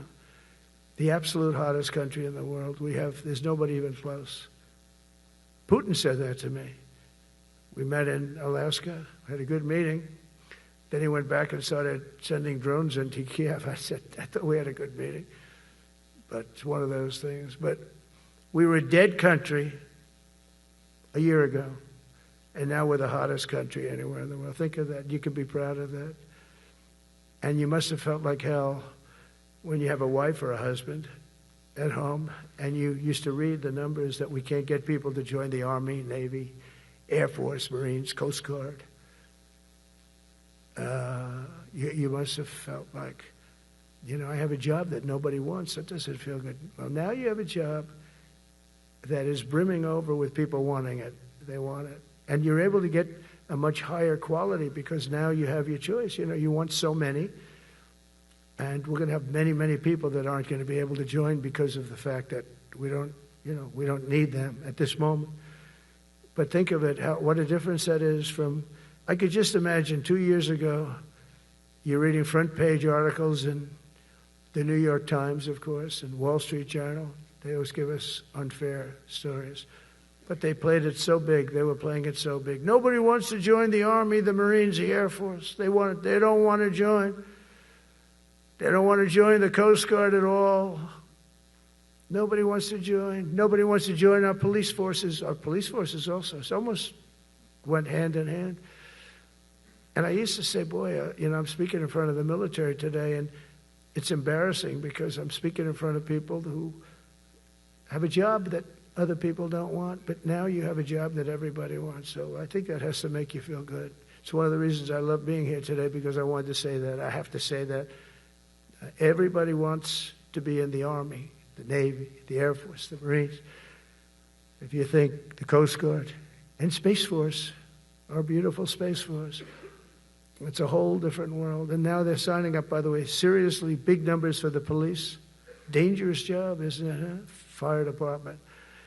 But that's the paving the way for progress once thought almost impossible. I mean, a year ago, you wouldn't have thought that was possible. A year ago, they were talking about making the military smaller because they can't get the people to join. We're thinking about making it larger because we have so many people. And it's nice to be able to cut people because of merit that aren't really qualified for any reason, a physical reason, a mental reason. You don't have to take them anymore because you have the pick of the litter. And they all want to be with you. They all want your job. They want to be with you. They want to work with you. They'll even take your job, Got to be a little bit sharp. You got to watch it.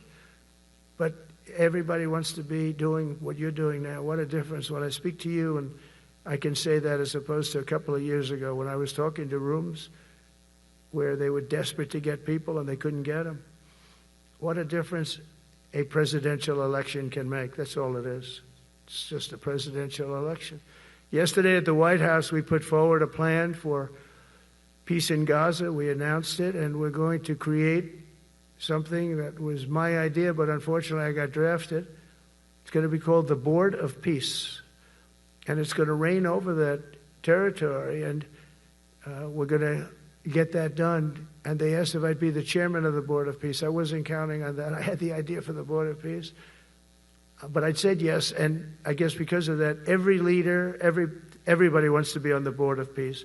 And we're going to watch over that very volatile part of the world and keep it non-volatile so you don't have to get involved. We want to save you for other things or save you for nothing from that standpoint. We don't want you fighting wars, but if you have to, you're the most lethal fighting force in the world. And I would say that even 2-3 years ago, but now I say it with great enthusiasm. It's so true. And we're striving tirelessly to end the terrible war in Ukraine. And as you know, we're also working hard to get the allies to share more of the burden of our defense. Much of that has really already taken place. But all NATO members have committed to the increase that I talked about. Think of that. That was unthinkable. It used to be 1%, then we got it up to 2% in my last term. And they did not like it. And now I got it to 5%. And I get along great with all of them. In fact, they call me the president of NATO. I said, I don't think so. But they're great. They're great people. And they're spending a lot of money. And a lot of money that they should have been spending in the past. But I think Putin was a wake-up call for them, really. We're now selling large quantities of American-made weapons to NATO, and we're getting really fair pricing. We're making a lot of money. It's my hope that from Europe to Asia to the Middle East, our allies will make similar commitments to increase their military capabilities. And this will greatly strengthen our alliances, and also it will make war far less likely. You know, if you're a strong presence like we are such a strong presence now. And I go around bragging about that. I've said, we have the strongest military anywhere in the world. I say it. You never heard Biden say that. You never heard him say anything. But you never heard him say, did you ever hear him say, we have the strongest military? He doesn't say that. I say it. We have the strongest military anywhere in the world. We have great leadership. And I'll tell you, Pete and General Kane, all of the people that I've met that have been lifted up in rank. And we got many of them out of here, too. I'll be honest with you. Didn't like doing it, but we got many of you out of here because we weren't satisfied. We know everything about everybody. It'll also help the United States rapidly rebuild our defense industrial base. Each of you can play an important part in getting allies to do their part. So to that end, Secretary Hegseth will soon be announcing major reforms to streamline military acquisitions and expedite foreign military sales. We have tremendous numbers of countries that want to buy our equipment, and, you know, in many cases it takes too long. They're backlogged. We're backlogged on all the equipment, which is something that's new to us a little bit. And I told those companies, you better get your ass going because we're selling you a lot of equipment. We're getting countries to buy your equipment. You got to produce the equipment. Some of the countries, I'm not going to mention, but some of the countries are buying a lot. And that's a good thing. They're on our side 95%. I'll never say 100% because it can always turn, right? You know about that. But they're on our side. The problem is we have to get the companies that make this equipment. And we make the best equipment in the world, but they got to make it faster. We have orders for the F-35. We have orders for everything. The new F-47. We have orders for everything. They got to make it faster. A lot faster. Ammunition they have to make faster.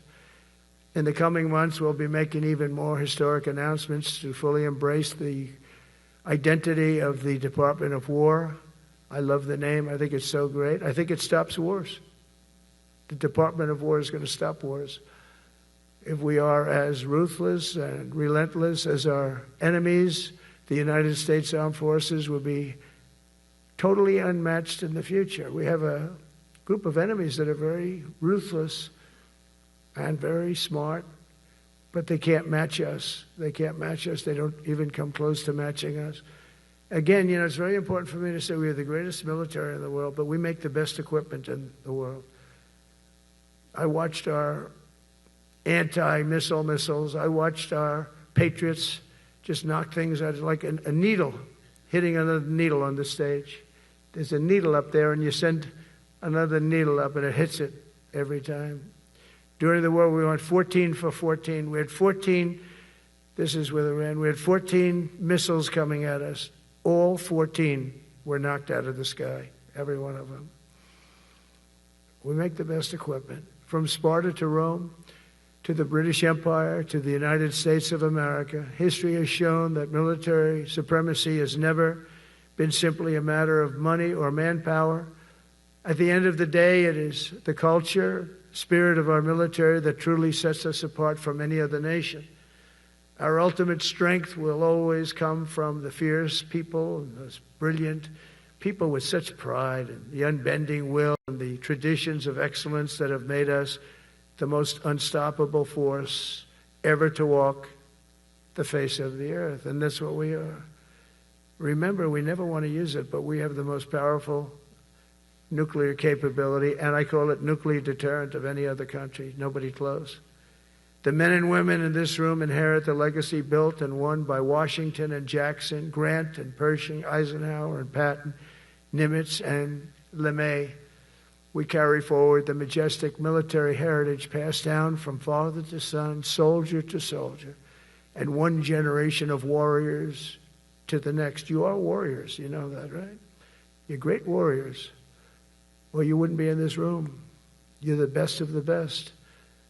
From Concord Bridge to Fort McHenry, from Gettysburg to Manila Bay, from Normandy to Sicily, and from the jungles of Vietnam to the dusty streets of Baghdad, America's military has charged into hellfire, climbed up jagged mountains, crossed roaring oceans, and thundered across open deserts to defend our flag, our freedom, and our homeland.